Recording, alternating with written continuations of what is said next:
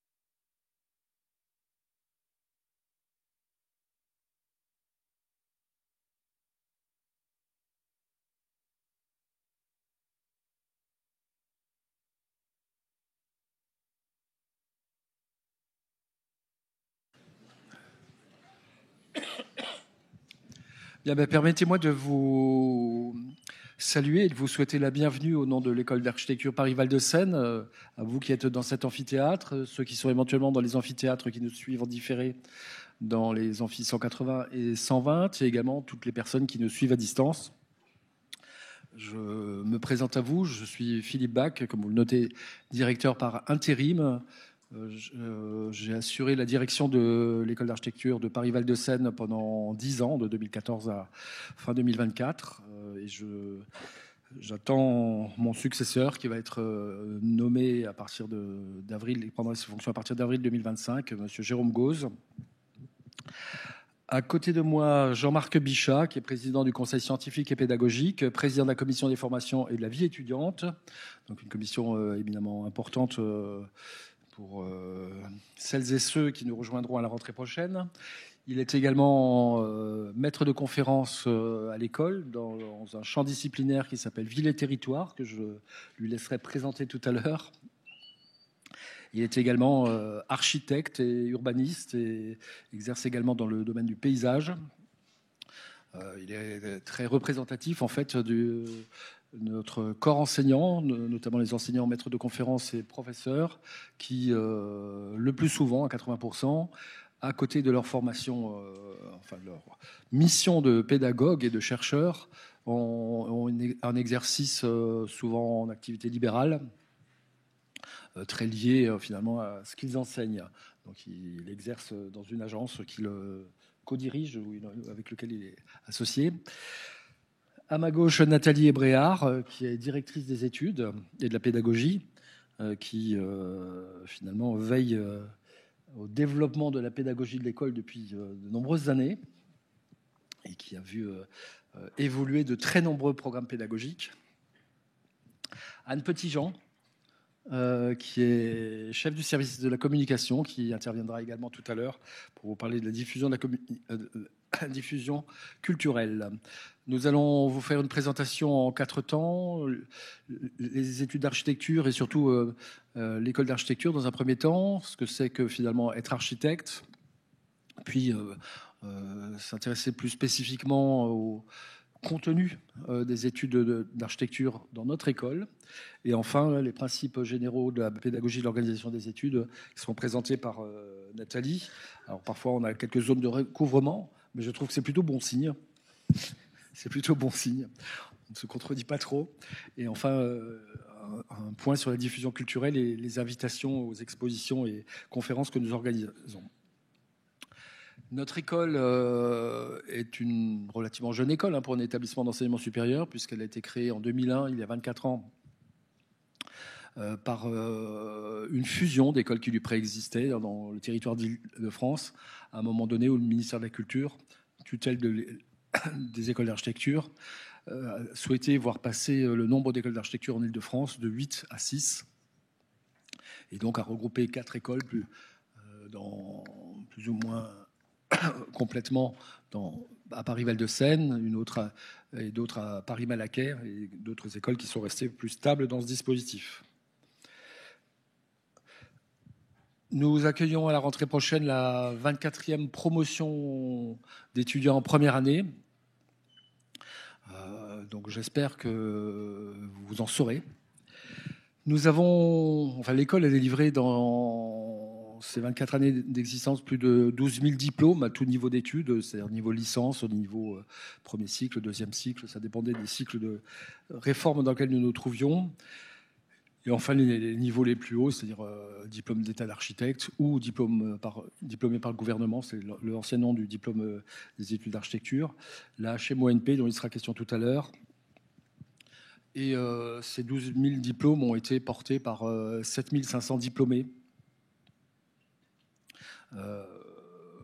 sortis de l'école et qui sont désormais regroupés dans un réseau alumni que nous avons lancé en 2023 pour les laisser en contact avec l'école et mettre évidemment les étudiants et les étudiantes de l'école en contact avec eux, notamment à l'occasion de la recherche de stage. L'ENSE Paris-Val de Seine est une communauté d'enseignement supérieur de l'architecture de 2100 personnes, de 1800 étudiants, à peu près doctorants, une équipe d'enseignantes d'à peu près 230, on est un peu plus, et une équipe administrative qui fait fonctionner l'école au jour le jour de 70 personnes dans les supports techniques, la gestion de scolarité, la direction des études internationales. S'il fallait résumer Paris-Val de Seine sur un indicateur ou un chiffre, je ne sais pas comment il faut dire, c'est un étudiant en architecture sur 10 en France, un doctorant sur 10 et un enseignant titulaire sur 10 dans le réseau des 20 ENSA. Alors, pour donner un peu un point de comparaison sur les effectifs des écoles qui datent de 2020, parce que depuis on n'a plus trop eu de données consolidées au niveau national, c'est un ratio d'effectifs étudiants entre les différentes écoles qui est un ratio purement quantitatif. Ça ne dit rien du qualitatif de ces écoles. Entre les écoles à 1100 étudiants et les écoles de plus petite taille à 537 étudiants, ça ne dit strictement rien de la qualité pédagogique et de la qualité de la recherche, vous vous en doutez bien. Quoique parfois, plus une école a d'effectifs étudiants, plus la composition de son corps enseignant est nombreuse, et donc l'offre pédagogique, par définition, est peut-être plus diversifiée. Maintenant, je pense qu'on ne peut pas juger les écoles sur ce seul critère. Vous le savez peut-être, ou je vous l'annonce, les écoles d'architecture sont dans une double tutelle. La tutelle principale qui est exercée par le ministère de la Culture et une deuxième tutelle, en quelque sorte, la co-tutelle, c'est le ministère de l'Enseignement supérieur, de la Recherche et de l'Innovation, qui co-accrédite les écoles à délivrer des diplômes nationaux de l'enseignement supérieur et qui co-délivre les diplômes que nous délivrons en cycle conférant le grade de licence et le cycle conférant le grade de master, c'est-à-dire le cycle conduisant au diplôme d'état d'architecte. Notre école est engagée dans un réseau d'associations ou de partenariats assez soutenu. Nous avons un partenaire pivot, si je puis dire, depuis 2017, puis en 2020 renforcé.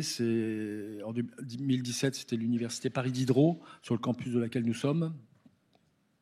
Et Paris Diderot ayant fusionné avec Paris Descartes en 2020, nous sommes désormais associés à l'université Paris-Cité et nous essayons de déployer notre convention d'association à peu près dans tous les domaines qui intéressent l'enseignement supérieur bien sûr, mais également la vie universitaire et la vie étudiante. Nous sommes également dans un réseau, toujours avec l'université Paris-Cité, de quelques établissements d'enseignement supérieur comme Sciences Po, l'université Paris-Nord, ex-Paris 13, l'INALCO, l'INALCO vient de sortir de la SPC, l'Institut national d'études démographiques. Et donc là, nous portons quelques projets communs, peut-être parfois un peu plus fragilisés par la naissance de cette grande université de 60 000 étudiants qu'est l'université Paris-Cité. Nous avons rejoint en 2023 la conférence des grandes écoles, dans laquelle on trouve à peu près toutes les grandes écoles françaises dans tous les domaines de formation, pour deux raisons. C'est bien sûr partager avec eux les meilleures pratiques et profiter de leur expérience dans certains domaines sur lequel nous étions peut-être, nous avions des progrès à faire, et puis également pour viser la délivrance d'un diplôme qui est un monopole des grandes écoles, que sont les masters spécialisés. Et enfin, sur le territoire francilien, vous en doutez bien, nous avons un partenariat assez étroit avec les 5 autres écoles d'architecture d'Île-de-France que vous avez sans doute déjà repérées ou visitées peut-être même ce matin. Paris-Belleville, Paris-Versailles, Paris-Est, Malaquais et Versailles.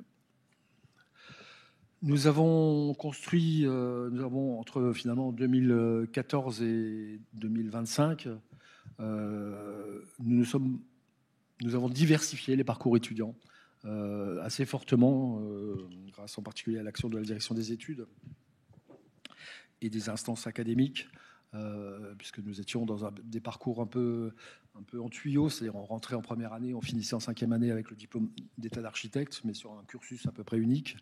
Là, désormais, nous avons, Nathalie en parlera, grâce aux partenaires dont les logos sont sur cette présentation, des parcours qui sont extrêmement diversifiés. Un étudiant qui rentre en première année peut soit avoir un diplôme d'architecte-ingénieur, soit un diplôme bientôt dans les arts et le design également, soit des diplômes internationaux avec nos partenaires de l'IUAV et du Polytechnico de Milan. Je crois que tu reviendras dessus tout à l'heure. Nous avons des partenariats qui ne débouchent pas sur des doubles diplômes, mais qui sont des parcours permis aux étudiants à l'intérieur du cycle licence, notamment avec l'école de Camondo, qui était une école d'architecture et de design. Puis nous avons des parcours pour des étudiants qui ont envie de se lancer dans l'entrepreneuriat avant de sortir des études. Nous sommes dans le réseau Pépites, que je ne vais peut-être pas développer. Les missions des écoles sont codifiées, comme on dit, c'est-à-dire que l'ensemble du contexte réglementaire dans lequel nous évoluons est décrit dans le Code de l'éducation. Évidemment, décrit tout le fonctionnement et toutes les missions de l'enseignement supérieur et de l'éducation nationale. Nous avons, la première mission, c'est une mission de service public concernant l'enseignement supérieur de l'architecture.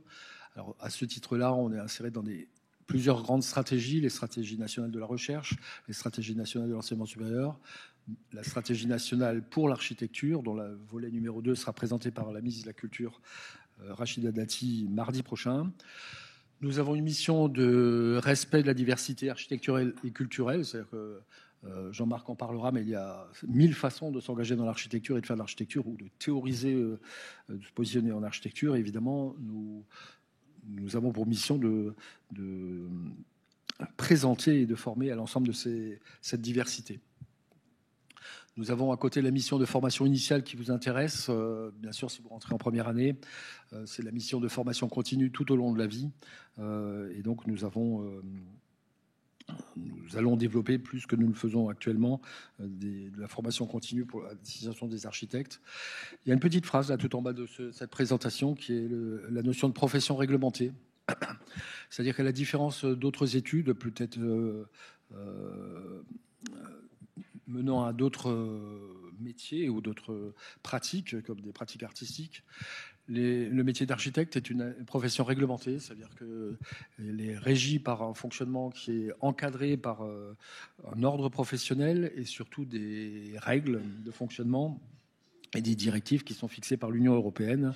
Et notamment dans le cadre de directive service de l'Union européenne, nous sommes tenus, les écoles d'architecture sont tenues de prouver qu'elles respectent sur le territoire européen, faculté d'architecture dans les autres pays, des impératifs de formation et des compétences qui sont partagés dans le cadre de l'Union européenne. Et donc, à la fois, nous avons une autonomie pédagogique dans la construction de nos programmes, mais en même temps, nous sommes très attendus et surtout vérifiés sur la transmission de savoir et de compétences qui sont indispensables au fonctionnement de ce métier, de ces métiers d'architecture, devrais-je dire. Les écoles d'architecture ont également une mission de recherche, qui dit enseignement supérieur, dit recherche, sinon on est vraiment dans des écoles professionnelles ou appliquées. Là, évidemment, l'enseignement doit être irrigué en permanence par la recherche. Jean-Marc en parlera tout à l'heure. Nous avons une mission également de transmission en matière d'éducation architecturale et culturelle. dont Anne Petitjean vous parlera tout à l'heure. Nous avons une mission de veille scientifique et artistique. Et nous avons également une mission, c'est inscrit dans la loi Création, Architecture et Patrimoine, de former les étudiants à un bon niveau de réponse aux exigences professionnelles et internationales. Trois citations, je ne vais pas les dérouler les trois. Jean-Marc fera peut-être une remarque sur la troisième. La première, moi, je vais peut-être la dérouler plus en fond parce que finalement, c'est trois citations venues d'architectes sur des positionnements théoriques et pratiques assez distincts, il faut le reconnaître, mais qui donnent finalement un panorama de ce qui est attendu des architectes. Grumbach, qui était dans un premier temps un enseignant à l'école de Paris-Belleville, explique que l'architecte est un intellectuel qui a des outils pour transformer le monde. Alors dans cette petite phrase, je trouve qu'il y a presque tout sur ce que vous devriez savoir si vous voulez devenir architecte. Premier, c'est la notion de transformation du monde au sens large, c'est-à-dire du territoire, de l'édifice, du rapport au vivant. La notion d'outils. Vous aurez trois types d'outils à manipuler, à maîtriser, devrais-je dire, la représentation, le travail en maquette et l'écrit à travers le mémoire qui sera attendu de vous en cycle master. Donc, si vous rentrez en première année, ayez bien en tête qu'à l'issue de vos études, il sera attendu de vous la production d'un mémoire. Et donc, si vous avez quitté un peu l'habitude d'écrire, essayez de reprendre au plus tôt cette habitude, puisque l'école est assez exigeante, ou de plus en plus exigeante sur la qualité de ses mémoires. Et enfin, le mot intellectuel, c'est qu'évidemment, ce qu'on attend d'un architecte, c'est d'être capable de se positionner théoriquement. Alors, j'ai vu dans la présentation de ce matin que finalement, on se rejoignait sur un sujet. Oui, un tout petit mot sur la petite phrase de Jean Nouvel. Pour dire, sans du tout posture politique, qu'un architecte est un peu un insoumis, quoi. C'est-à-dire qu'il ne répond pas forcément de manière docile à une question qui lui est posée, et probablement que voilà, l'acmé de cette profession, c'est d'être capable de pouvoir reformuler et de prendre position sur des projets. Alors, ce qui est compliqué, c'est qu'évidemment, pour le faire, il faut être solide, quoi. Il faut être costaud. Et donc, c'est l'ambition de cette formation, c'est de justement donner la possibilité aux jeunes architectes d'être libres dans un monde où finalement on commence tous à penser la même chose, ce qui est quand même assez inquiétant. Voilà, Jean-Marc a intervenu sur la troisième, puis en fait on s'est retrouvé aussi un peu sur la deuxième, puisqu'il y a une phrase qui est importante. Renzo Piano, c'est un architecte extrêmement important, et qui dit dans une de ses citations, l'architecture est un métier d'art et en tant que métier scientifique, c'est même là sa spécificité. Je crois que vous reviendrez là-dessus, Jean-Marc. L'architecture, c'est également une discipline, au même titre qu'une discipline telle que la philosophie, les sciences, la physique, les mathématiques, la littérature. C'est une discipline en tant que telle, même si elle dialogue en permanence avec d'autres disciplines. Jean-Marc reviendra sur cette question-là. Et c'est surtout une discipline qui est située. Alors, elle est située sur un territoire, elle est située dans l'histoire, elle est située dans un débat culturel, elle est située dans un rapport au monde de multiples façons et donc avec de multiples positionnements. Et donc, finalement, ces deux façons de décrire l'architecture nous mènent vers finalement une attente qui est d'attendre des étudiants que vous serez, des étudiantes que vous serez, d'être des étudiants cultivés et engagés dans le débat du monde et engagés dans la société. Architecte, on a tendance à dire que c'est un des plus vieux métiers du monde. Les premiers plans qu'on peut... Alors après, c'est un métier qui s'est exercé de multiples façons, qui a été positionné de multiples façons dans les processus de l'acte de construire. Si on s'intéresse à l'histoire, non pas de l'architecture, mais du métier d'architecte, vous avez une référence qui apparaît sur cette diapositive qui est extrêmement intéressante, pour peu qu'on lise l'anglais. Je pense que c'est sans doute la plus complète sur l'histoire des métiers de l'architecture ou des architectes dans le monde. Et de cet ouvrage, j'ai tiré finalement une illustration qui est le premier plan connu d'un habitat humain en Mésopotamie, 3000 ans avant notre ère, et donc dans la région aujourd'hui appelée Irak. Et c'est sans doute le premier plan d'un habitat humain qu'on ait trouvé. Cela étant, les premières représentations qui demandaient une certaine maîtrise finalement de la projection de ce que pouvait être que représente un plan, ça date de 8000 ans. On a trouvé ça en Jordanie, et c'est en fait une espèce de tracé d'un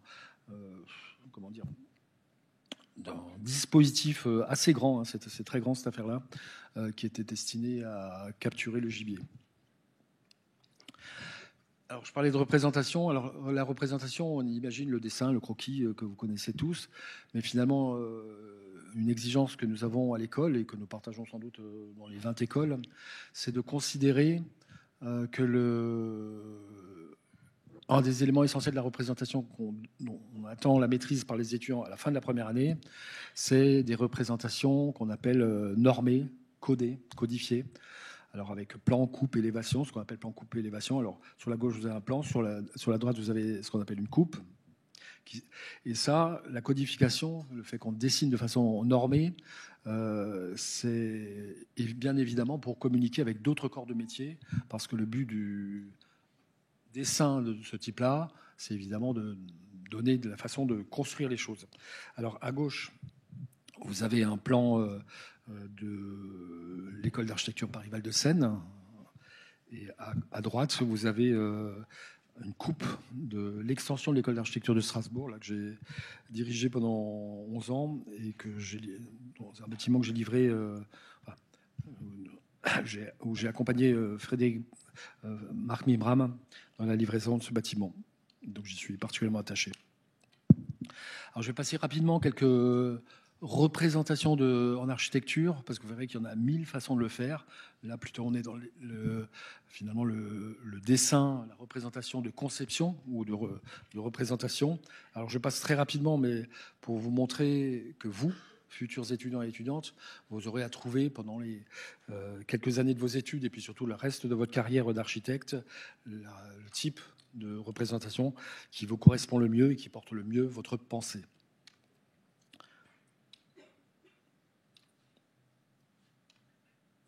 Alors, je ne sais pas pourquoi cette dia apparaît floue. Évidemment, c'est pour dire que désormais, aux côtés de la représentation telle qu'on la connaît jusqu'à présent, émerge depuis moins d'une dizaine d'années, mais à une vitesse phénoménale, la question de la maîtrise de l'outil que représente l'intelligence artificielle. Et on voit bien sur les 3-4 dernières années à quel point, que ce soit dans, évidemment, les outils qu'on connaît plus souvent, qui sont les larges modèles de langage, et les outils de type DAL ou autres, Midjourney ou autres, on a une évolution phénoménale de ce que la représentation assistée par l'intelligence artificielle. Et donc, évidemment, les étudiantes que vous serez ne pourront qu'être confrontés à soit la maîtrise, soit la connaissance, soit la critique de ces outils. C'est un petit extrait d'une revue qui date déjà il y a 4-5 ans, donc on est loin devant maintenant, qui montrait côte à côte des plans conçus par des architectes et des plans conçus par l'intelligence artificielle dans le domaine du logement. Alors, évidemment, on est encore loin du compte, mais on voit bien qu'il y a quelque chose qui vient bousculer. Deuxième outil on attend la maîtrise pour les futurs étudiants, évidemment, c'est la maquette. La maquette, soit de représentation, soit de conception. C'est un peu comme le dessin, finalement. Et donc, cette maquette est aussi vieille que, finalement, ces métiers. À gauche, vous avez la première maquette, me semble-t-il, qui nous soit parvenue, qui nous soit connue. Chaque année, d'autres fouilles découvrent d'autres choses. Mais là aussi, c'est une maquette qui vient de Mésopotamie. Et à droite, c'est le dôme de Florence de Brunelleschi, qui est évidemment un événement majeur dans la Renaissance et la mise en place de ce qu'est être architecte depuis la Renaissance. Donc c'est pour ça que je me permettais de vous la présenter. Ensuite, on a évidemment la maquette plus à droite, là, comme outil de représentation, présentation à un maître d'ouvrage et de communication de ce fait. Et donc, si ça vous intéresse, il y a un très bon travail, une très bonne thèse de Christelle Marchiaro, qui est, sauf erreur de ma part, maintenant enseignante à Marseille, c'est possible, je crois que c'est Marseille, qui a fait une thèse qui s'appelle « Projeter en maquette, au-delà du plan, le matériau comme modèle », sous la direction de Paolo Amaldi, qui est professeur dans notre école, et qui, finalement, a un travail assez formidable sur ce que veut dire travailler en maquette. Et puis, évidemment, je vous disais, troisième outil, si tant est qu'on puisse appeler ça un outil, ben évidemment, c'est l'écrit. La maîtrise de l'écrit, puisque en fin de parcours, on attend de vous que vous présentiez un master, un mémoire, pardon. Et c'est d'ailleurs l'existence de ce mémoire dans les écoles d'architecture et dans le cursus des écoles d'architecture qui fait que nous sommes autorisés par l'enseignement supérieur à conférer le grade de master. C'est vraiment sur l'objet mémoire que se joue la notion de grade de master. Donc là, c'est quelques couvertures de mémoire. Val-de-Seine, alors là, je passe je ne sais pas comment dire, du coq à l'âne. Val-de-Seine a une chance, évidemment, c'est d'être installé en 2007. Les travaux ont duré bien avant. Je crois qu'ils ont dû commencer en 2005-2004 sur un site urbain exceptionnel, Paris-Rive-Gauche, qui commence à la gare d'Austerlitz et venir jusqu'à l'école. Finalement, c'est une démonstration de ce que c'est qu'être un environnement hyper-urbain. C'est déjà une première leçon architecturale, avec finalement des bâtiments livrés, signés par de grands noms de l'architecture en France. Et c'est tellement vrai que finalement, dès que nous accueillons les étudiants en première année à Paris-Val-de-Seine, la première semaine commence par des visites de quartier commentées et de dessin. Et donc, pour notre école et pour les étudiants de l'école, c'est vraiment une chance. C'est également à proximité du quartier qu'on appelle le quartier des Grands Auteurs, là, qui est en cours de finalisation, de l'autre côté du boulevard des Maréchaux, si vous avez vu. Évidemment, c'est les deux grandes tours du haut de Jean Nouvel, et puis toutes les tours qui se construisent à côté. C'est un des quartiers de grande hauteur de la ville de Paris. C'est la ville des mobilités parce que finalement, entre la voiture, le métro, le vélo, le train, on est à côté de la petite ceinture, même si pour l'instant, aucun train n'y circule, mais ça sera le cas dans quelques années. Finalement, on est un peu au croisement, le bus, on est au croisement un peu de tout ce qui est mobilité urbaine et sans doute ce qui est à venir du côté de la Seine. On a aussi la chance d'être adossé, présent dans Paris, mais adossé au Grand Paris, de l'autre côté du périphérique, on est déjà dans les logiques du Grand Paris. Et enfin, notre grande chance, je le disais, c'est d'être sur un campus étudiant, celui de l'Université Paris-Cité. Le bâtiment dans lequel nous sommes aujourd'hui, et dans lequel vous serez, est un bâtiment qui est signé par un grand nom de l'architecture, qui est Frédéric Borel, qui est Grand Prix de l'Architecture 2010, qui est un architecte formidable qui continue à nous accompagner depuis la livraison de ce bâtiment, qui est présent, y compris pour travailler avec nous sur la rénovation énergétique, parce que là, on a un peu de travail quand même. Et en fait, ce bâtiment, vous avez vu, est composé de deux édifices. D'un côté, une ancienne usine d'air comprimé qui s'appelait la Sudac, dont la vocation était, quand elle était ouverte dans les années 1800, de synchroniser les horloges publiques de Paris. C'est-à-dire que par impulsion d'air comprimé qui partait des bâtiments-là, en fait, les horloges de Paris publiques étaient synchronisées, puis les horloges des gares et parfois des particuliers. Puis ensuite, la vocation de l'air comprimé s'est étendue. Alors, ça peut paraître... Pourquoi je me suis un peu attardé sur cette question de synchronisation du temps, c'est que je trouve assez formidable que dans une école qui a vocation à enseigner l'espace, on se soit installé dans quelque chose qui avait vocation à synchroniser le temps, et chacun sait qu'il peut y avoir des rapports entre l'un et l'autre. Donc c'est un bâtiment qui était inscrit dont la charpente métallique était inscrite à l'inventaire supplémentaire des monuments historiques quand cette notion existait. Les briques du bâtiment là, ne sont pas d'époque, celles de la cheminée le sont. Et ce bâtiment neuf là, dans lequel nous sommes, qui lui fait face. Et donc finalement, quand les étudiants arrivent en première année, au mois de septembre, ils sont accueillis par le bureau des élèves pour prendre un café dans la cour quand le temps le permet, en attendant de rentrer dans cet amphithéâtre où ils sont accueillis. Et en fait, ils tournent le regard vers la droite. Ils voient une façon de faire de l'architecture, qui est d'intervenir dans ce qui est déjà là, dans l'existant. Puis finalement, sur la gauche, un bâtiment ex nihilo, construit de façon totalement nouvelle. Et donc, c'est finalement une leçon immédiate sur les deux grandes façons de faire de l'architecture, mais Jean-Marc reviendra sur cette question-là. Et par ailleurs, il y a une petite, finalement, une petite leçon urbaine, c'est-à-dire que ce bâtiment a été monté sur pilotis. C'est les grandes poutres là que vous voyez,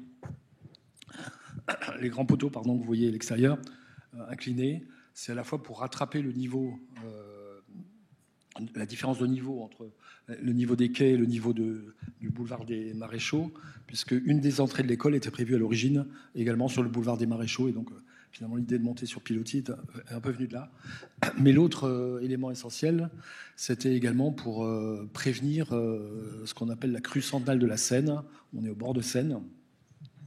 Et en fait, chaque année, ou tous les 5 ans, je crois, on a 37% de chances de voir la Seine arriver à son niveau de crue historique de 1910, qui, pour faire court, était arrivé à peu près au niveau du 3e rang de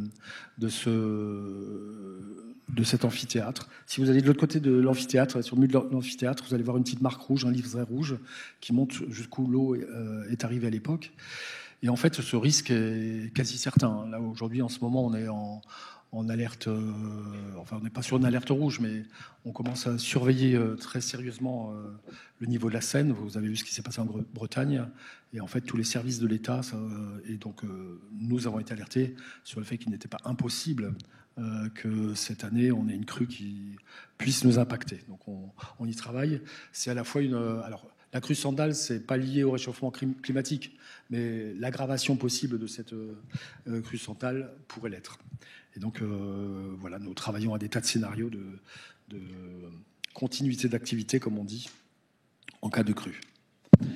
Nous avons une équipe plurielle de 230 enseignants et enseignants-chercheurs. C'est phénoménal pour une école d'architecture.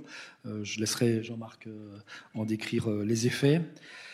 Et nous avons le renouvellement d'un corps enseignant qui est extrêmement important, puisque 50% des enseignants de l'école ont rejoint l'école depuis moins de 10 ans. Et Jean-Marc en est sans doute la meilleure illustration. Cette taille nous permet une diversité d'approches pédagogiques importante, donc je passe, tu y reviendras.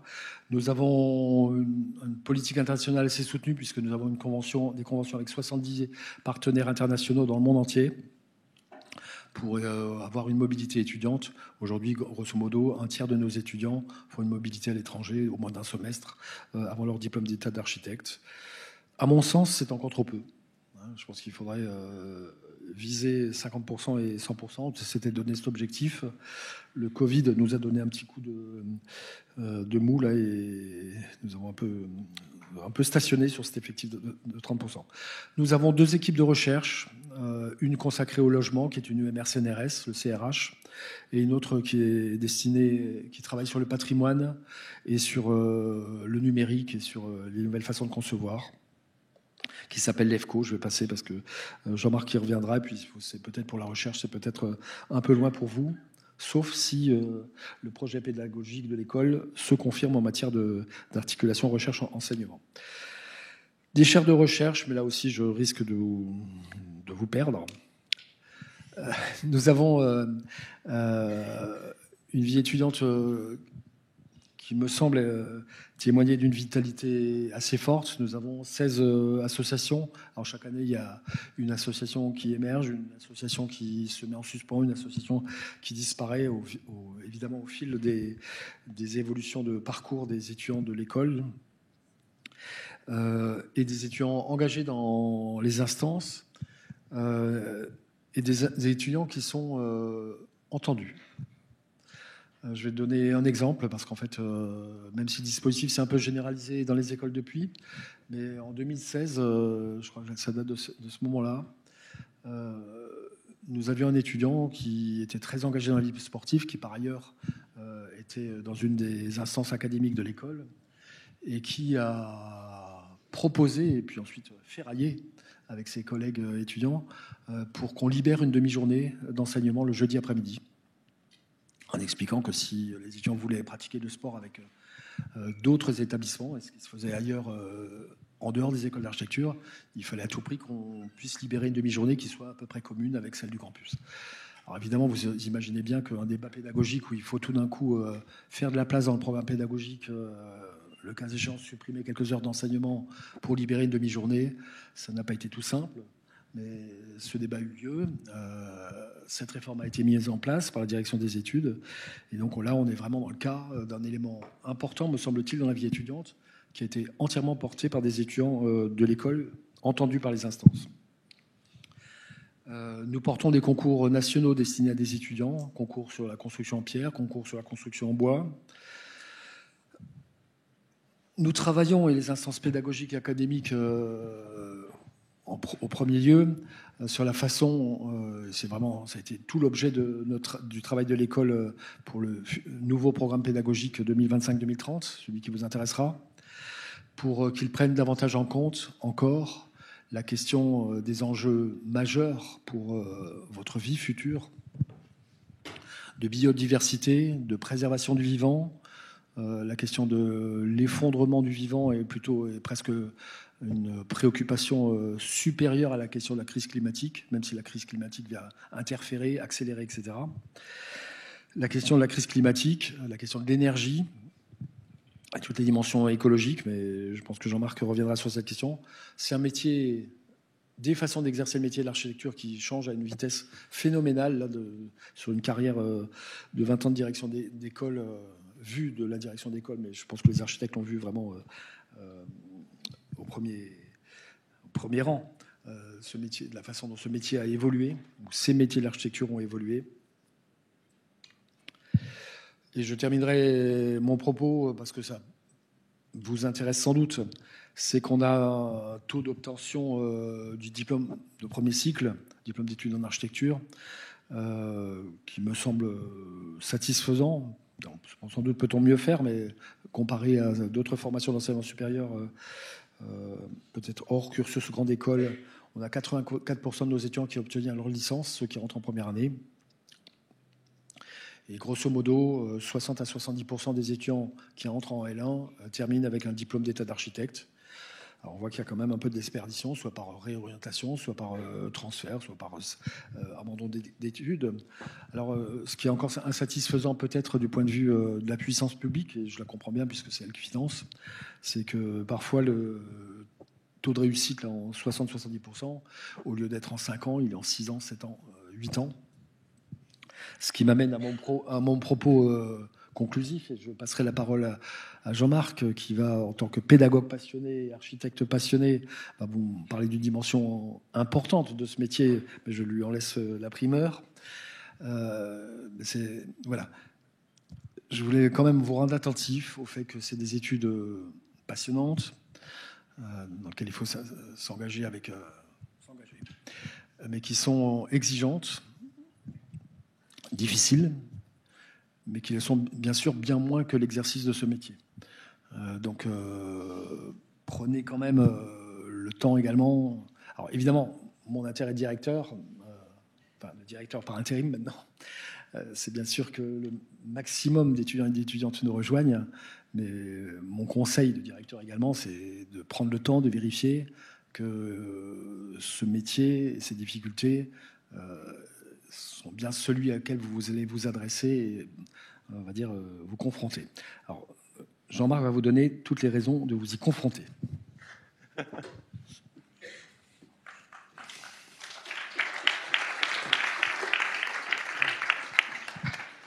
Alors, allez-y, no problème. Alors,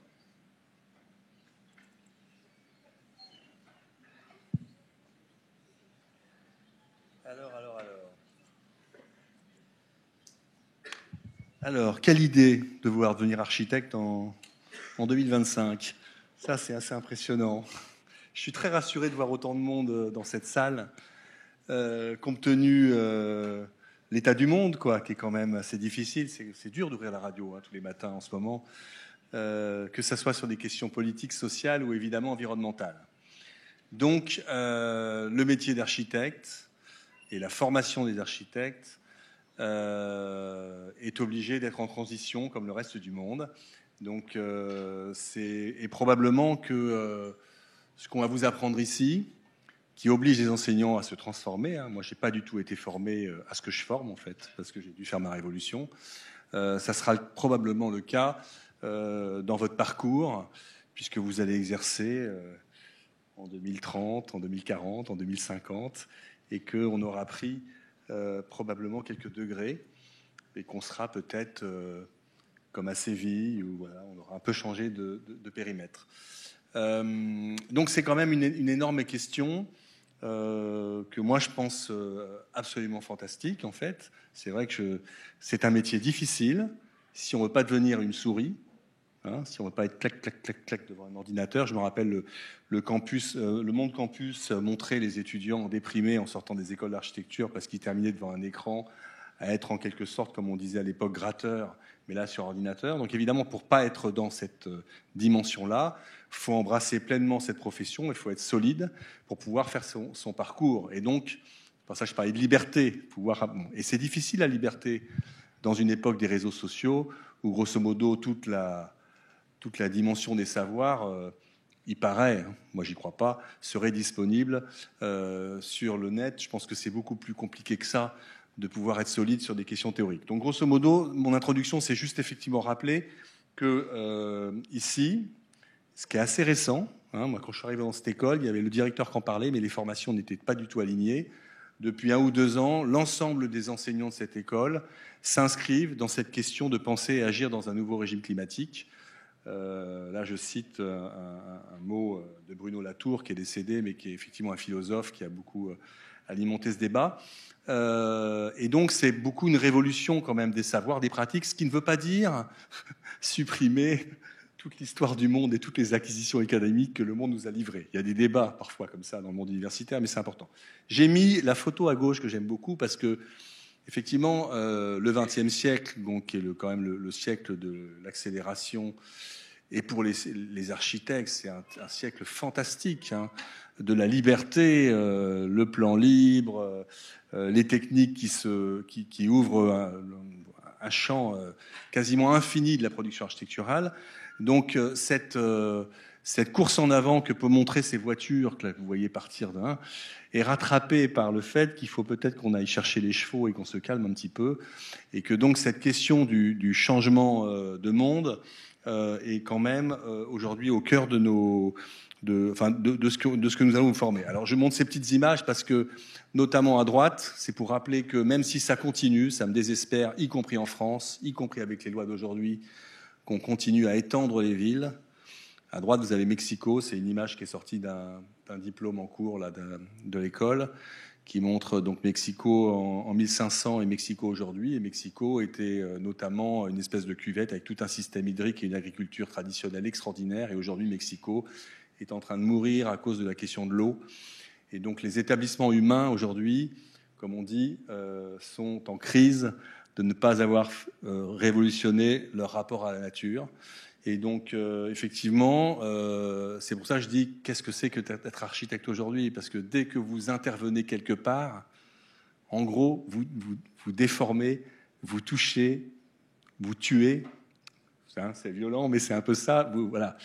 Il y a des petites bêtes, il y a des choses. Voilà. Donc, c'est très, très compliqué de se positionner. Moi, je pense que c'est formidable parce qu'il faut réinventer cette culture, mais il faut avoir conscience de ça. Donc, j'ai mis à côté cette icône qui est donc icône de l'architecture, qui est donc la Villa Savoie, Le Corbusier, dans les années 30, qui a donc été, je le rappelle, un siècle extraordinaire de conquête, de confort, de façon la société des loisirs, tout ce que, quand je vois mes parents, les 30 Glorieuses, tout ce qu'on a pu inventer, et qui dans l'architecture s'est beaucoup traduit, notamment par le béton, et par des formes et des traditions, et presque un académisme, dans la production architecturale qui aujourd'hui est totalement bousculée, puisque tout l'outil de production du béton et tous les savoirs et le monde de l'entreprise induit par cette question-là, évidemment rencontre la question de la stratégie bas carbone.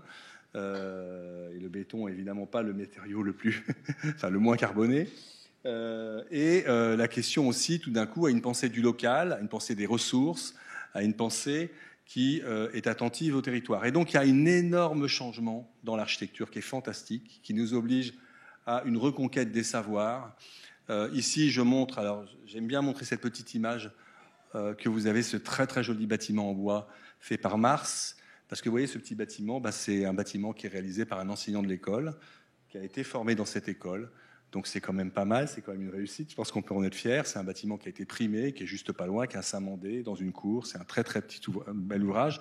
Et puis à droite, c'est pour dire que là, c'est à Barcelone, qu'évidemment l'architecture, c'est plus simplement la masse, c'est plus une pensée simplement de la structure. C'est désormais beaucoup une pensée du manteau, de la protection, du confort, qui est fascinant parce que nous, les architectes, nous allons commencer à nous intéresser au tissu, nous allons nous réintéresser, j'aurais dire, au tissu, puisque c'était une des manières d'ailleurs de se protéger du froid dans les vieilles maisons à une certaine époque, et je pense que c'est toujours d'ailleurs assez efficace. Mais donc, tout d'un coup, si vous voulez, les questions de notre fonction d'architecte dans la production, mais aussi dans la diffusion et dans le partage avec les élus et avec les citoyens, est vraiment balbutiant et un long chemin devant nous. Aujourd'hui, il n'y a pas beaucoup d'élus qui acceptent, par exemple, d'avoir du bardage bois en ville. Bon, voilà. Et pourtant, nous allons tous construire en bois. Et c'est presque logique, quand vous avez une structure bois, de mettre un bardage bois. Donc, c'est tout ça pour dire qu'il y a une vraie révolution des savoirs. Et donc, je vous disais, quelle idée saugrenue d'être architecte en 2025.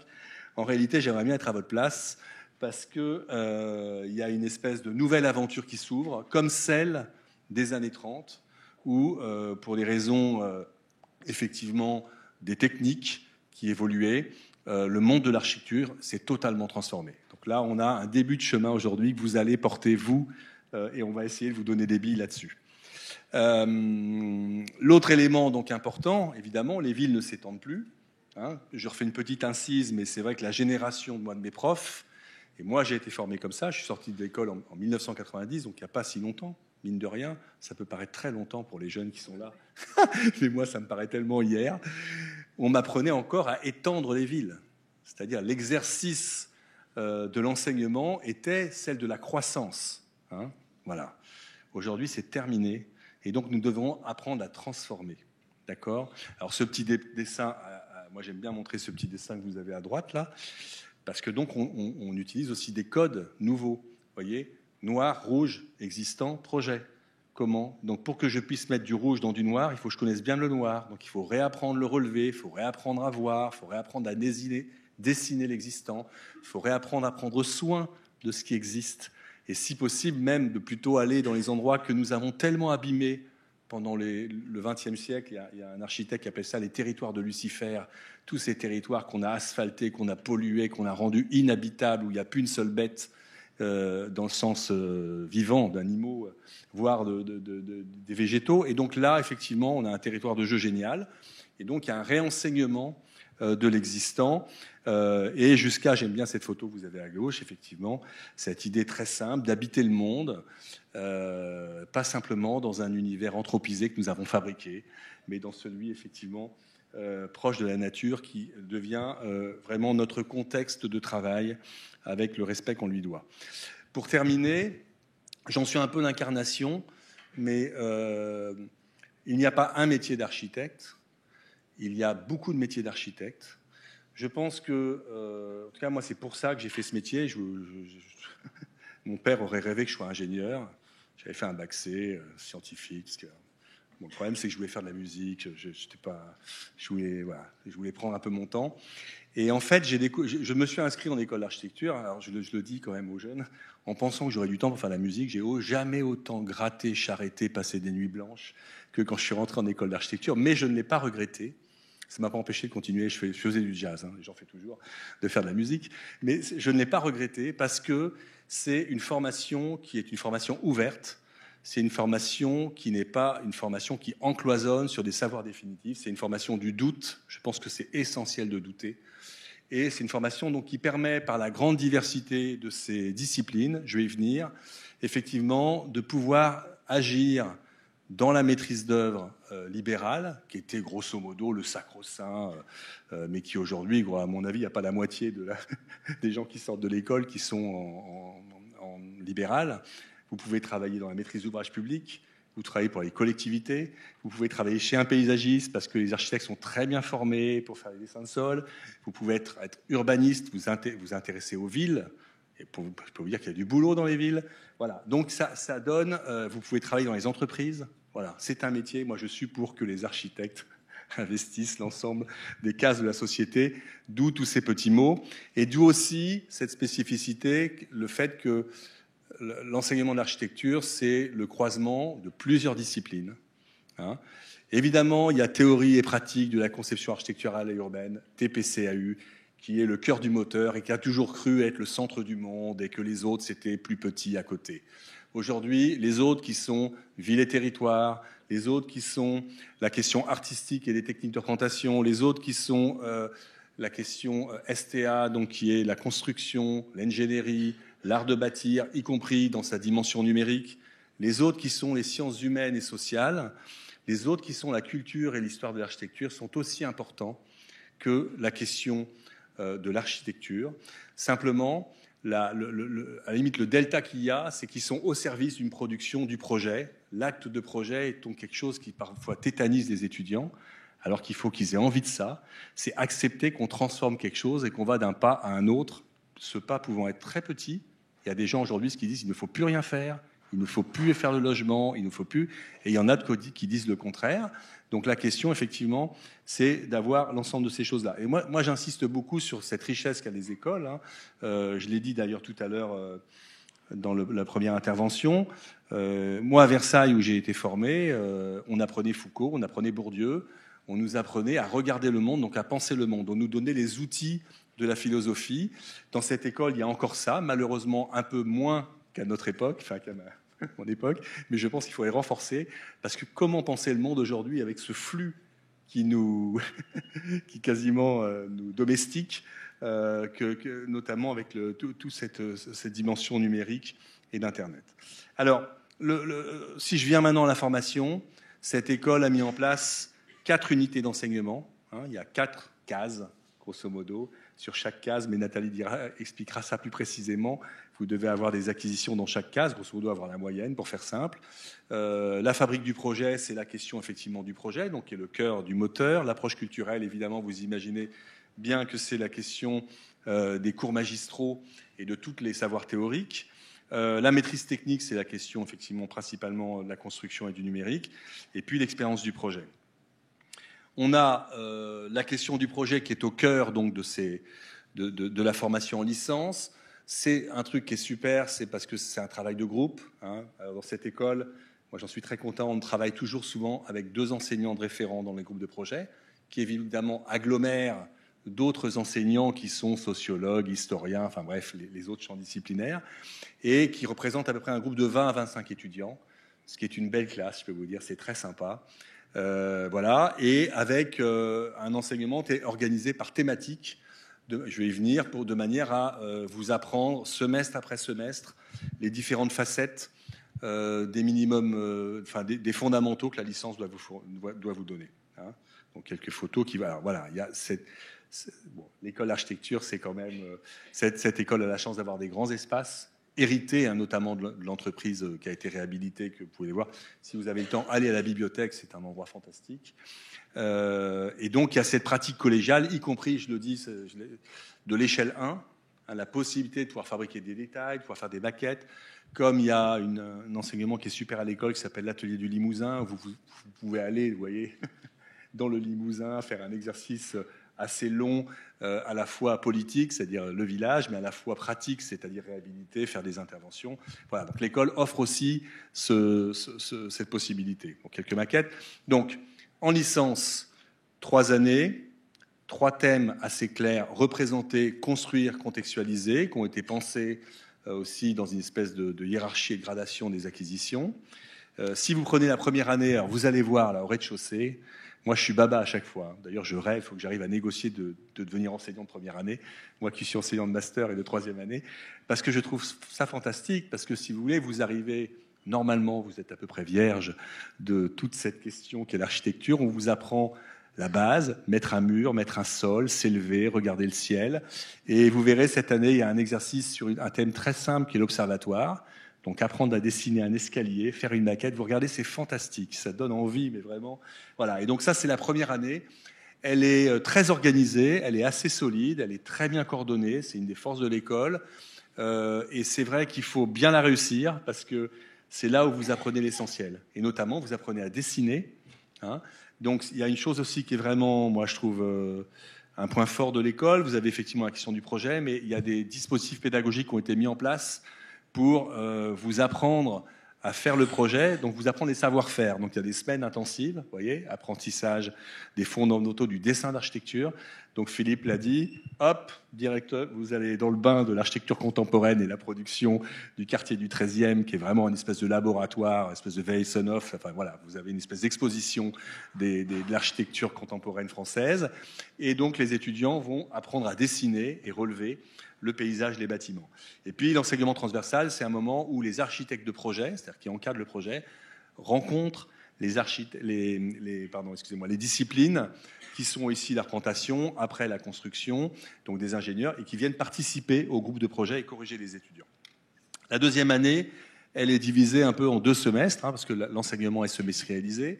Le premier semestre, dans cette école, on apprend la question de l'édifice public, mais aussi donc la question de l'espace, de la construction et des milieux.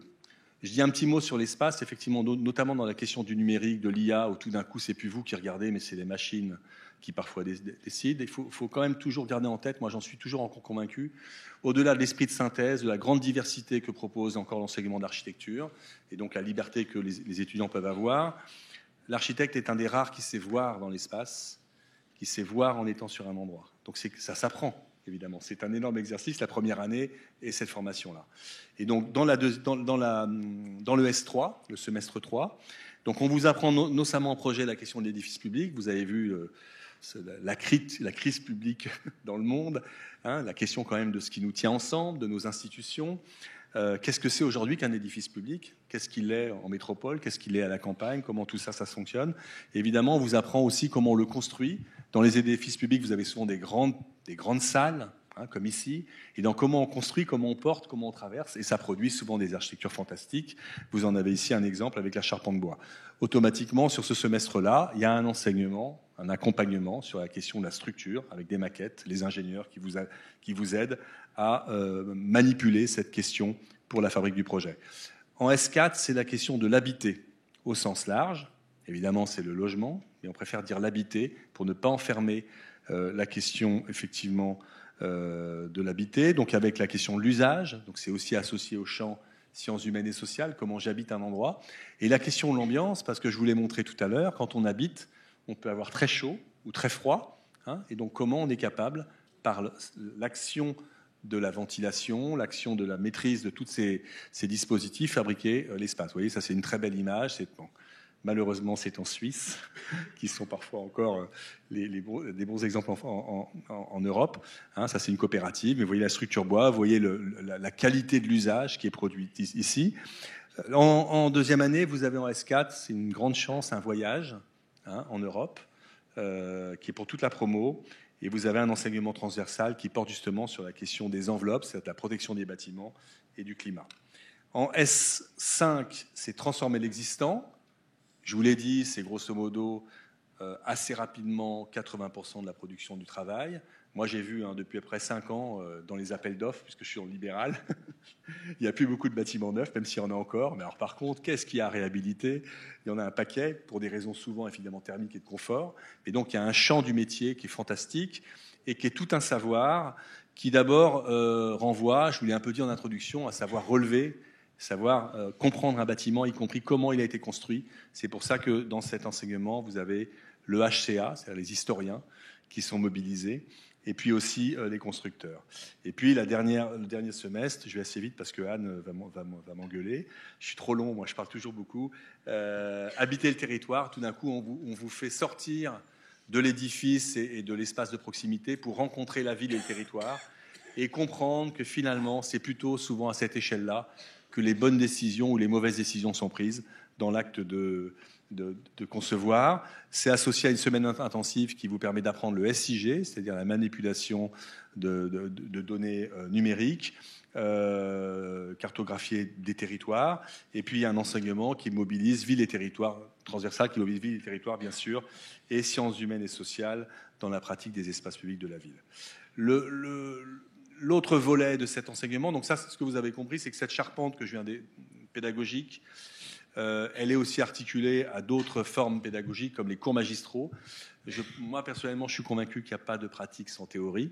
C'est souvent difficile d'emmener les étudiants dans la théorie parce que les théories, ça paraît compliqué. C'est comme, j'imagine, moi qui ai fait un peu de maths, des formules à non plus finir et on se demande pourquoi on fait ces formules. Donc c'est vrai que ça, c'est le boulot des enseignants, d'arriver à vous emmener dans le plaisir de la théorie et qui permet d'alimenter la raison et le pourquoi des choses. Donc ici, vous avez des super cours magistraux. Il y a beaucoup de cours. D'ailleurs, c'est d'ailleurs une question. Il y en a, moi, je pense un peu trop. Il faut qu'on voit comment on réduit ça. Mais c'est un des sujets.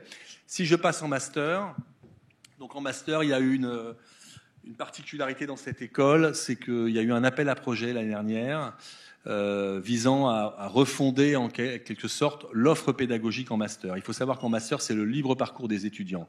On considère effectivement qu'à la fin de la licence, notre boulot en tout cas, c'est d'avoir donné à chaque étudiant pour les mêmes acquisitions et qu'il puisse après avoir les fondamentaux. Il a les lettres, après il peut faire des mots. Donc il fait des mots et les mots qu'il veut à partir du master. Donc la question, c'est qu'effectivement, pour qu'il puisse parcourir le master, il faut que les offres pédagogiques soient claires, que les postures soient claires, dans un monde, comme vous le savez, incertain et complexe. Donc c'est pour ça qu'on a fait cet appel à projet qui a permis de retenir 9 domaines d'études, et comme vous le voyez, qui peuvent parler de questions artistiques, art, plus de questions territoriales, atlas, plus de questions de situation, où là c'est vraiment le paysage, de transformation.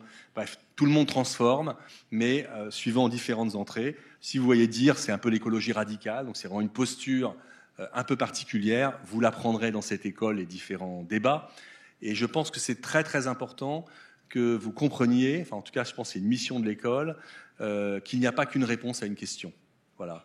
Et c'est très difficile, je pense, dans le monde d'aujourd'hui où quand même, de plus en plus, nous sommes formatés. Donc je pense que les écoles d'architecture luttent pour faire en sorte que les étudiants comprennent qu'on peut avoir sur une question différentes réponses parce qu'elles sont associées à des arguments.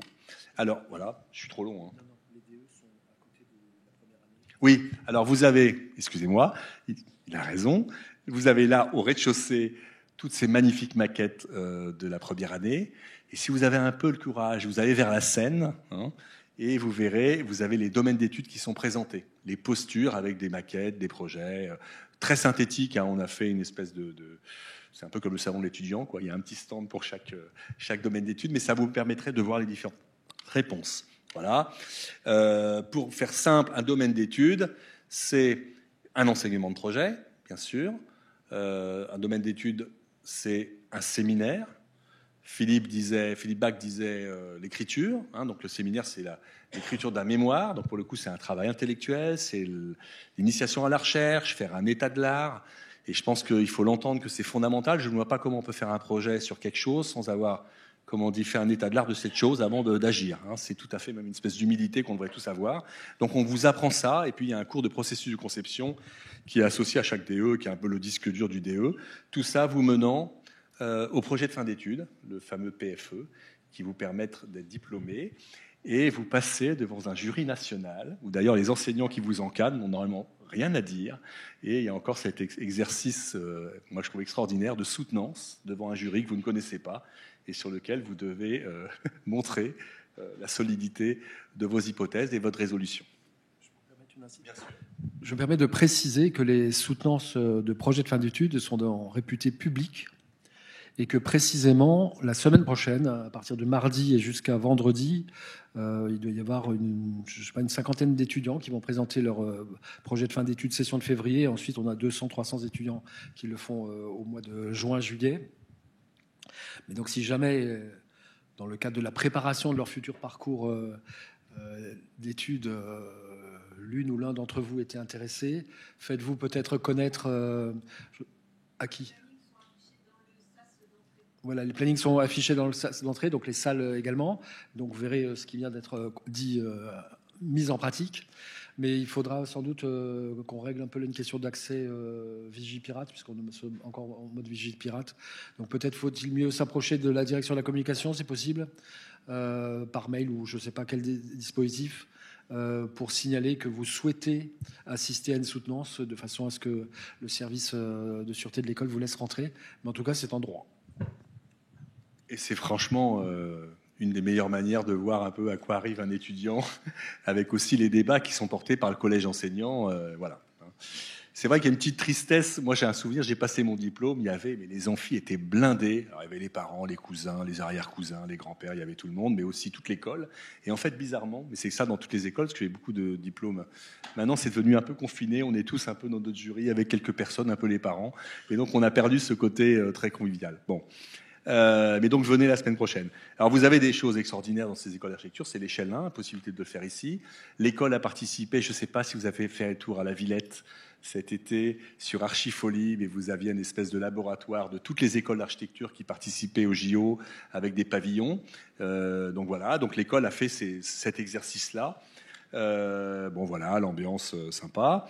Je ne reviens pas sur les doubles cursus, mais c'est vrai que c'est une école. C'est une grosse école, donc qui est un peu une école européenne. Donc il y a la chance. J'encadre des étudiants qui sont à Polimi à Milan. Je vois des gens faire leur parcours. Je me dis parfois qu'il faudrait que je me remette à mon anglais parce qu'il est un peu faible, compte tenu de la qualité des parcours Erasmus. Mais il y a cette richesse, j'ai envie de dire, de l'altérité que propose cette école. Et puis la recherche est un sujet très important qui est en débat aujourd'hui. Mais Philippe l'a dit rapidement, c'est effectivement comment les processus de recherche peuvent s'inviter plutôt déjà en licence et comment elles peuvent éclairer la question de la pédagogie quand même dans un monde tellement incertain que nous avons besoin de nous reposer un petit peu des questions de fond que la recherche, qui est d'ailleurs par ailleurs plein de contrats avec des institutions ou des entreprises, pourrait éclairer. Et j'en termine là avec un beau dessin qui nous rappelle que quand même il n'y a pas de futur sans passé, et c'est ce qu'on essaiera de vous communiquer.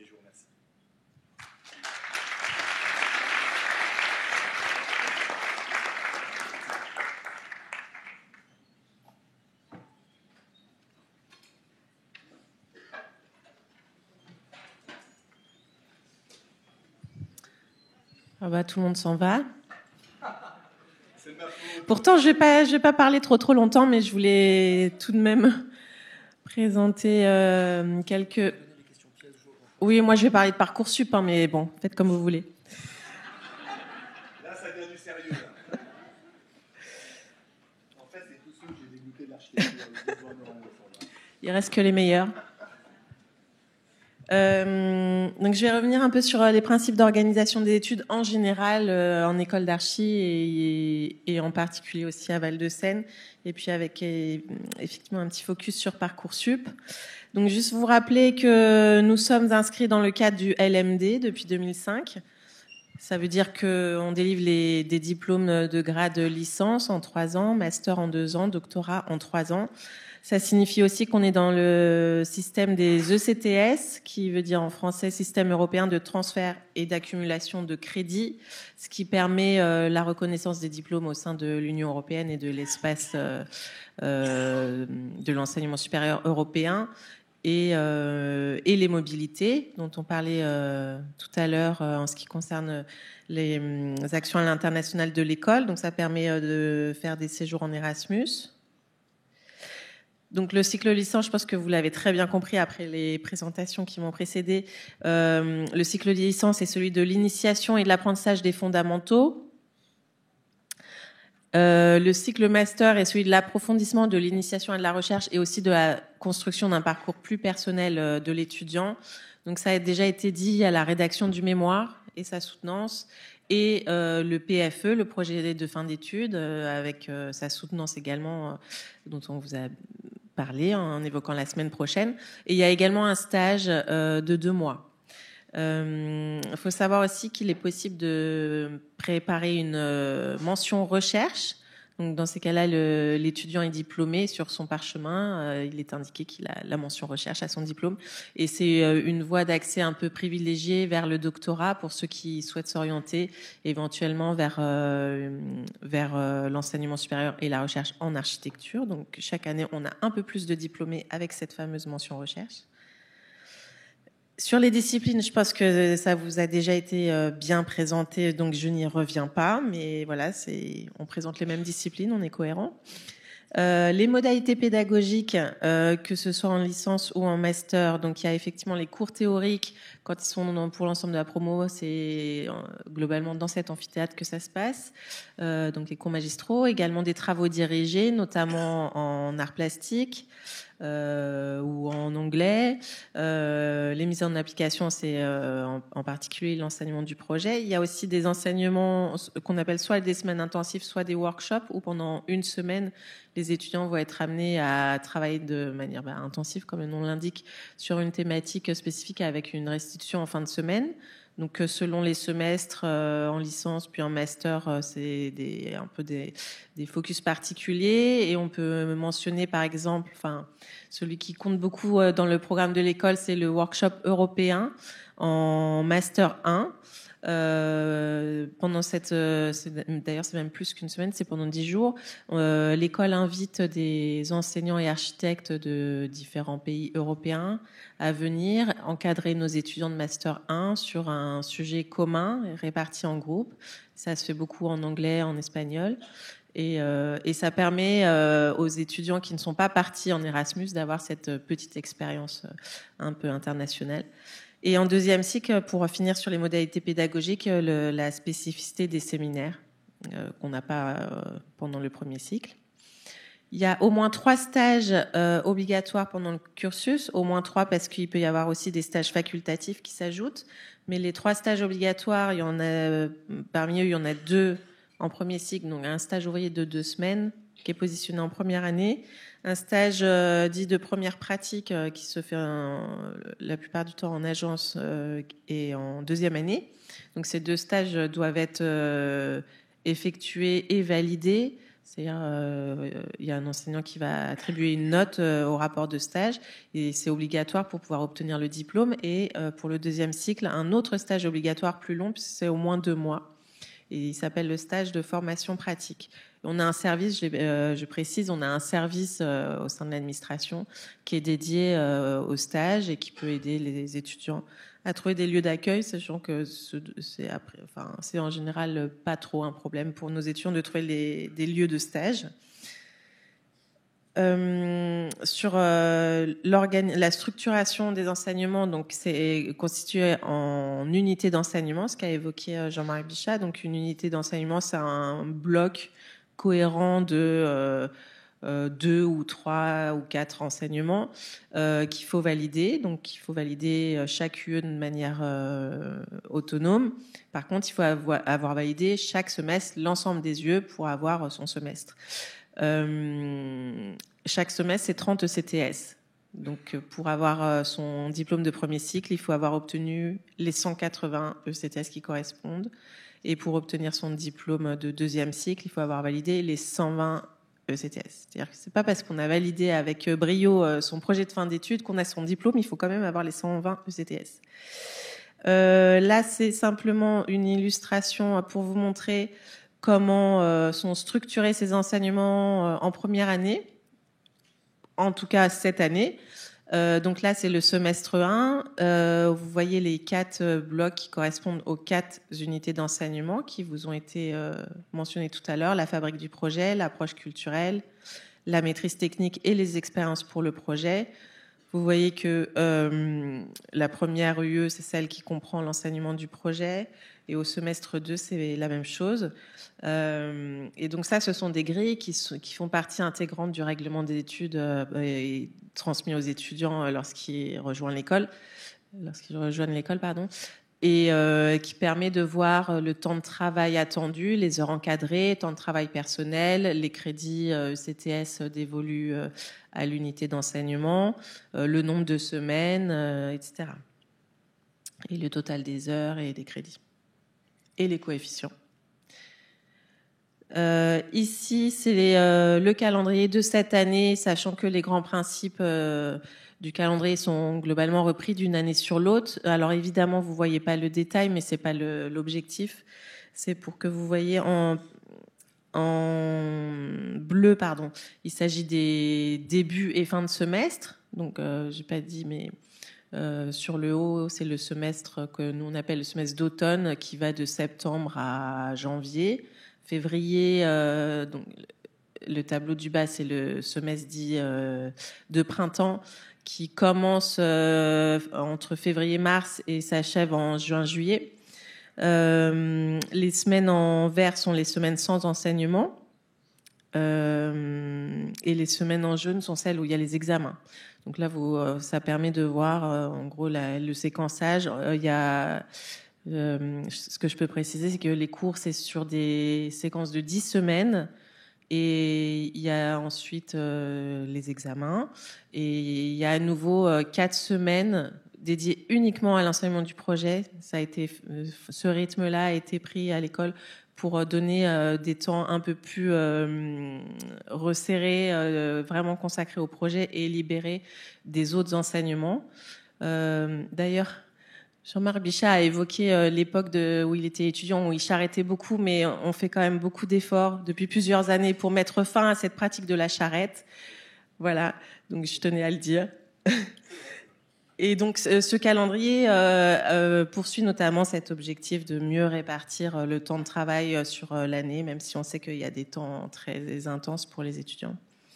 Ça, on vous a produit ici les emplois du temps des premières années de cette année, donc toujours susceptible de ne pas être le même l'année prochaine, mais les principes seront maintenus. Vous voyez bien le jeudi après-midi où il n'y a pas de cours, et les journées en bleu sont les jours consacrés à l'enseignement du projet ou à l'enseignement transversal, sachant que sur les 2 jours et demi en bleu, il y a 1 jour et demi encadré avec les enseignants et 1 jour pour le temps de travail personnel. Donc le temps de travail personnel est compris dans le planning de la semaine. C'est en partie théorique, mais ça permet de comprendre comment on peut organiser son temps, comment on souhaite en tant qu'école que le temps de travail personnel se positionne dans la semaine. Et les 2 jours en blanc correspondent aux enseignements hors projet, c'est-à-dire tous les cours magistraux et cours théoriques et les TD. Mais donc, ce que vous pouvez visualiser, c'est que la semaine est très remplie. Voilà. Donc, ce sont des études qui demandent un engagement certain de la part des étudiants et donc une forte motivation. Mais là, on revient sur l'aspect Parcoursup aussi. On propose aussi des dispositifs d'aide à la réussite et de valorisation de parcours diversifiés. Ça a été déjà un petit peu dit par Monsieur Bach et Monsieur Bichat.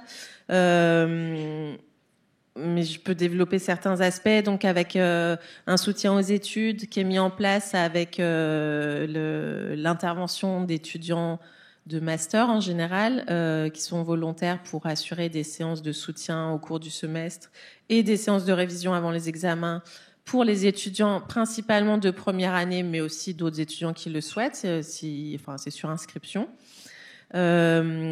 On met en œuvre, mais ça c'est un dispositif qui est commun avec tous les établissements d'enseignement supérieur, des aménagements des études et des examens pour les étudiants qui se sont déclarés en situation particulière, c'est-à-dire soit qui sont en situation de handicap, qui travaillent, qui sont chargés de famille, ou qui sont sportifs de haut niveau. Donc pour ces étudiants-là, il y a des possibilités soit d'aménager le principe d'assiduité, parce que par exemple le projet c'est toutes les semaines, il faut venir toutes les semaines montrer l'avancée de son travail, mais pour un sportif de haut niveau qui a des compétitions qui tombent le jour du rendez-vous avec l'enseignant, évidemment on en tient compte et on met en place des aménagements. C'est un exemple. Ça, c'est l'aménagement des études, mais il y a aussi l'aménagement des examens avec la mise en place de tiers-temps. Ça se fait déjà, je pense, ça se fait déjà dans le secondaire, ou la mise à disposition d'équipements spécifiques, un ordinateur, ou que sais-je. Tout ça, ça se met en place quand c'est une situation de handicap en lien avec la médecine universitaire.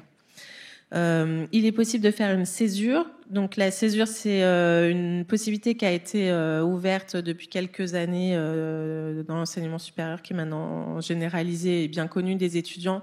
Et les étudiants s'en saisissent vraiment largement. Donc c'est la possibilité d'interrompre ses études pendant un semestre ou pendant une année, tout en gardant son statut d'étudiant. Donc l'étudiant, il est inscrit à l'école, mais il sera pas là pendant le semestre ou l'année pour faire, accomplir un projet personnel. Et ensuite, il a l'assurance de pouvoir réintégrer le cursus là où il l'avait laissé avant sa césure. On m'a posé la question tout à l'heure, donc j'anticipe. La possibilité est également offerte dès l'obtention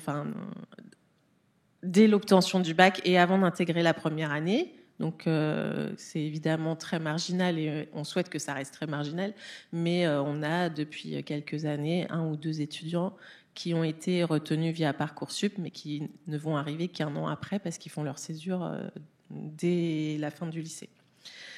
Le parcours libre, je vais pas trop rentrer dans le détail, mais c'est un dispositif qui permet de valider des ECTS grâce à une expérience en dehors des enseignements de l'école, donc soit en allant suivre un cours auprès d'un autre établissement, en participant à un concours, en participant à la vie de l'école, soit via la vie associative, soit via la vie des instances. Il y a des tas participation à un workshop, engagement humanitaire, il y a des tas de possibilités. Les transferts entraînent ça c'est une possibilité qui est commune évidemment à toutes les écoles, c'est-à-dire que si jamais vous voulez intégrer Val-de-Seine mais que vous êtes pris malheureusement, je ne cite pas d'école parce que je ne sais pas laquelle, mais dans une autre école, vous pouvez postuler pour rejoindre Val-de-Seine plus tard dans le cursus. C'est tout à fait possible, c'est ce qui s'appelle le transfert entrant. Et à l'inverse, si c'est à Val-de-Seine que vous êtes retenu et que ce n'était pas votre premier souhait, c'est possible de faire une demande de transfert sortant pour rejoindre une autre des 20 écoles du réseau des ENSA. C'est assez rare, mais ça existe comme possibilité. L'apprentissage est mis en œuvre au niveau du 2e cycle depuis 2020. Donc, ça permet aux étudiants d'être à la fois étudiants et en agence une partie de la semaine. Donc, pour ces étudiants-là, c'est un programme un petit peu différent du cursus classique, puisqu'on tient compte de l'expérience en cours d'acquisition dans l'agence. Et ça marche aussi très bien, dans le sens où il y a beaucoup de demandes des étudiants depuis la première année du lancement de cette option. Oui, alors pour le moment, je n'ai parlé que de la première année en architecture ici, mais il y a également depuis 2003 une autre possibilité et à partir de l'année prochaine encore une 3e possibilité. Donc depuis 2023, on propose un double cursus architecte-ingénieur avec l'ESTC Paris qui se trouve à Arcueil, donc pas très loin d'ici. Et donc c'est une formation qui permet en 6 ans d'obtenir les 2 diplômes d'architecte et d'ingénieur. Et dès la première année, les étudiants font à la fois de l'architecture et suivent les enseignements qui permettent de devenir à terme ingénieur. Donc les étudiants sont à la fois suivent les enseignements à la fois ici et à Arcueil selon un planning propre à leur formation. Cette formation comprend 11 mois de stage et un semestre obligatoire en mobilité internationale. Donc là, cette année, c'est la 2e promotion qui est entrée. Et à la rentrée prochaine, ce sera la 3e. Donc pour le moment, on n'a pas encore les premiers diplômés. Mais il y a eu beaucoup de demandes. Sur les 2 années de recul qu'on a, ça correspond vraiment à une attente. Et pour le moment, les résultats sont très encourageants. Il y a très peu d'abandon et plutôt des bons résultats. Et vous pouvez voir aussi, au niveau de l'exposition des premières années, des travaux des étudiants engagés dans ce cursus. Et donc, à partir de la rentrée prochaine, on propose... c'est la nouveauté là. On propose une première année commune architecture, art et design avec l'École supérieure d'art et de design d'Orléans. Et donc, c'est une première année qui se passera intégralement à Orléans, dans les locaux de l'ESAD, mais dont les enseignements sont mis en œuvre conjointement entre l'ESAD et nous. Donc, il y aura, comme vous l'avez là, mais les fondamentaux de l'enseignement initial en art et en design, d'une part, et en architecture, d'autre part. Donc, les enseignements d'architecture seront délivrés par nos enseignants. Et à l'issue de cette première année, si elle est validée, l'étudiant aura le choix. Ce sera à lui de voir ce qu'il souhaite poursuivre, soit le cursus qui permettra d'obtenir le diplôme national d'art. Donc, dans ce cas-là, à partir de la deuxième année, il poursuit son cursus à Orléans. Soit il souhaite rejoindre Val-de-Seine pour continuer à partir de la deuxième année les études d'architecture jusqu'au diplôme diplôme d'études en architecture, pardon. Donc là, on va expérimenter. On sait pas du tout. On se doute que ça correspond à une attente de certains lycéens. On voit qu'il y a déjà des premiers vœux, donc voilà. Mais c'est plutôt, ça sera une petite promo. On vise une quinzaine d'étudiants, en tout cas pour cette première année. Cette première année. Alors, après le master, je vais passer vite parce que c'est loin et que l'heure tourne, mais après, une fois qu'on a son diplôme d'état d'architecte, il y a des tas de possibilités de poursuite de formation. Alors, la HMONP que beaucoup présentent, soit tout de suite après, mais plutôt après 2, 3, 4 ans d'expérience professionnelle, c'est pour obtenir l'habilitation à exercer la maîtrise devant son nom propre. Ça se passe en 1 an, donc toutes les ENSA proposent une formation HMONP. Ça permet de s'inscrire à l'ordre et de monter son agence. C'est possible aussi de suivre, de continuer avec un master universitaire. Donc nous, on en propose 2 en partenariat avec l'Université de Paris-Cité et un autre avec l'Université de Nanterre. D'autres écoles d'architecture, ce n'est pas notre cas, mais d'autres proposent des diplômes de spécialisation et d'approfondissement. Et évidemment, vous pouvez aussi vous inscrire en doctorat pour soutenir votre thèse à l'issue de 3 ans. Ici, c'est la synthèse de ce qui vous a été présenté en termes de possibilités de formation, y compris les doubles diplômes, l'apprentissage, que faire après le master. Voilà, ce schéma, il est sur le site internet et dans la brochure de présentation. Et donc, la brochure qui s'appelle Formation initiale, pardon. Voilà. En fait, il y a beaucoup de choses qui vous sont dites là qui sont dans cette brochure. Pour présenter sa candidature, donc pour entrer en première année, bien sûr, c'est via Parcoursup. Pour les éventuels candidats qui sont motivés par tout ce qu'on propose comme entrée en première année, c'est une candidature par formation. Donc, architecture, c'est une candidature. Double cursus architecte-ingénieur, c'est une candidature qui peut être faite soit en passant par Val-de-Seine, soit en passant par le SITC. Il y a 2 entrées. Et pour la première année, architecture, art et design, c'est aussi une candidature distincte. Et là, c'est via l'ESAD d'Orléans. C'est jusqu'au 13 mars, comme tout le monde, pour faire les vœux, avec confirmation jusqu'au 2 avril. Sur nos conditions, les principes, donc en architecture, c'est admissibilité sur dossier scolaire. On prend en compte l'enseignement scientifique ou mathématique, selon que c'est la filière générale ou technologique, l'histoire géo, la langue vivante 1, l'ensemble des spécialités depuis la première, et les notes du bac français. Pour les notes du bac français, c'est COEF 2. Toutes les autres matières, toutes les autres notes, là, c'est COEF 1. Ça nous permet de calculer une moyenne et on convoque les 1000 premiers qui ressortent à l'entretien de motivation. C'est pas un entretien de test de connaissances, c'est de motivation. Et ça se passera le samedi 17 mai devant 2 enseignants et un étudiant de master. Et ça se passe ici. Pour le double cursus architecte-ingénieur, ça se passera entre le 8 avril et le 20 mai devant 2 enseignants, un de Val-de-Seine, un de l'ESTC.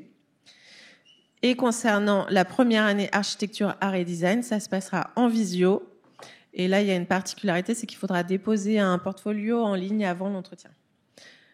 Voilà pour ces questions. Et Anne.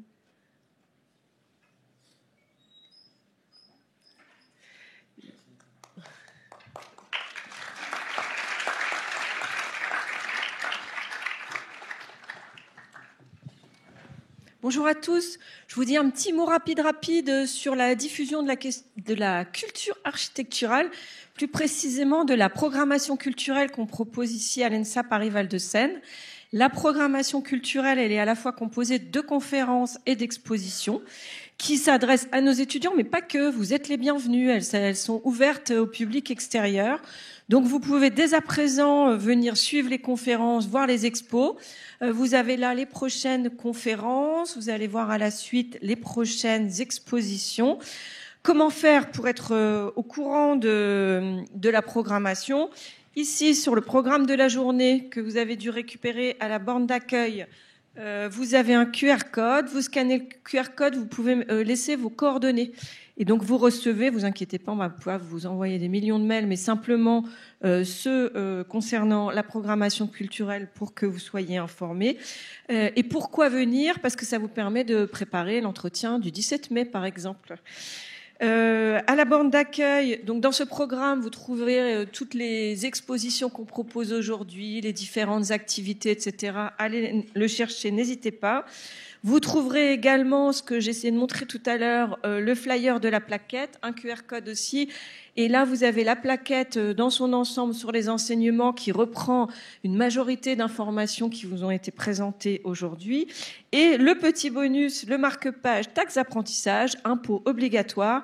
Si vous visez l'ENSA Paris-Val de Seine, on vous applaudit. Merci, bonne visite à vous.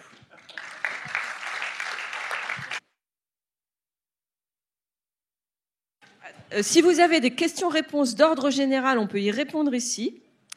Ensuite, à partir de 16h, en amphi 180 à l'entresol, on a des sessions de questions-réponses thématiques sur les admissions, les équivalences, le double cursus architecte-ingénieur et les doubles diplômes internationaux. N'hésitez pas. Et en complément, les stands dans le hall. Voilà, à bientôt.